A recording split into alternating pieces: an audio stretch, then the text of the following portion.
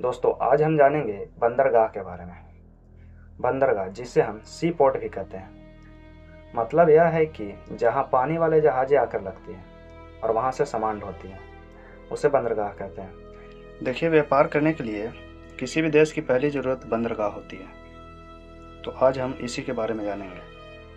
क्योंकि बंदरगाह से व्यापार करना बहुत ही सस्ता और सुविधाजनक साधन हो जाता है। दोस्तों सबसे पहले हम गुजरात से शुरू करेंगे, जिसमें कांडला बंदरगाह स्थित है। देखिए, यह बंदरगाह सबसे बिजी बंदरगाह है, क्योंकि सबसे ज़्यादा व्यापार अगर किसी बंदरगाह से होता है तो वह कांडला बंदरगाह ही है। दोस्तों कांडला बंदरगाह को ज्वारीय बंदरगाह भी कहते हैं। इससे पहले कराची बंदरगाह से व्यापार हुआ करता था, जो कि बंटवारे के बाद पाकिस्तान चला गया और जिससे भारत को एक नए बंदरगाह की जरूरत पड़ी और भारत ने कांडला बंदरगाह को व्यापार के लिए शुरू किया। नेक्स्ट हम जानेंगे मुंबई में स्थित बंदरगाह के बारे में।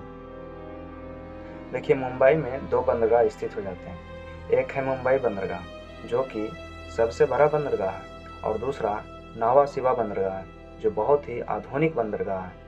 दोस्तों नावा शिवा बंदरगाह को जवाहरलाल नेहरू पोर्ट ट्रस्ट के नाम से भी जानते हैं। इसी के साथ गोवा में मर्म गोवा बंदरगाह स्थित हो जाता है। यह बंदरगाह का मुख्य बात यह है कि यह एस्चुरी पर बना हुआ है। देखिए, एस्चुरी का मतलब यह होता है कि नदियां जो अपने साथ कंकर पत्थर बहा कर लाती हैं, उन्हें हम एस्चुरी कहते हैं, और ये बंदरगाह उसी पर बना हुआ है। यह बंदरगाह पर्यटन के लिए ज़्यादा प्रसिद्ध है, गोवा वाला। दोस्तों अब हम जानेंगे कर्नाटक में स्थित बंदरगाह के बारे में। देखिए, कर्नाटक में मंगलौर बंदरगाह स्थित है और यह बंदरगाह लौह अयस्क के निर्यात के लिए ज़्यादा प्रसिद्ध है, क्योंकि कर्नाटक के कुद्रेमुख से लौह अयस्क की प्राप्ति ज़्यादा होती है।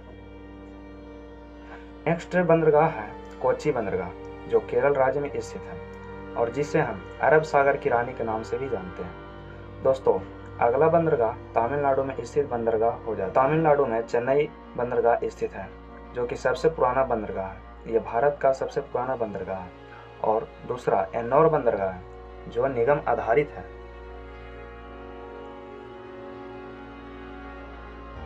दोस्तों नेक्स्ट हम जानेंगे विशाखापट्टनम बंदरगाह के बारे में। यह बंदरगाह आंध्र प्रदेश में है। इसकी विशेषता यह है कि यह सबसे सुरक्षित बंदरगाह है तथा यह सबसे गहरा बंदरगाह भी हो जाता है। देखिए, ओडिशा में पारादीप बंदरगाह है, जो बेसिकली से चावल निर्यात के लिए प्रसिद्ध है। दोस्तों नदी पर स्थित एकमात्र हल्दिया बंदरगाह है, जो हुगली नदी पर पश्चिम बंगाल में स्थित है। दोस्तों इस बंगाल से नेपाल भी व्यापार करता है। सबसे अंतिम बंदरगाह पोर्ट ब्लेयर है, जो अंडमान और निकोबार द्वीप समूह में स्थित है। देखिए, भारत में कुल 13 बंदरगाह हैं, जिनमें से छोटे बंदरगाह राज्य सरकार के अंतर्गत आते हैं और बड़े बंदरगाह केंद्र सरकार के अंतर्गत आते हैं। तो दोस्तों भारत के बंदरगाह आपके समाप्त होते हैं। ऐसे इंफॉर्मेटिव वीडियो के लिए सब्सक्राइब करके रखना। जय श्री राम।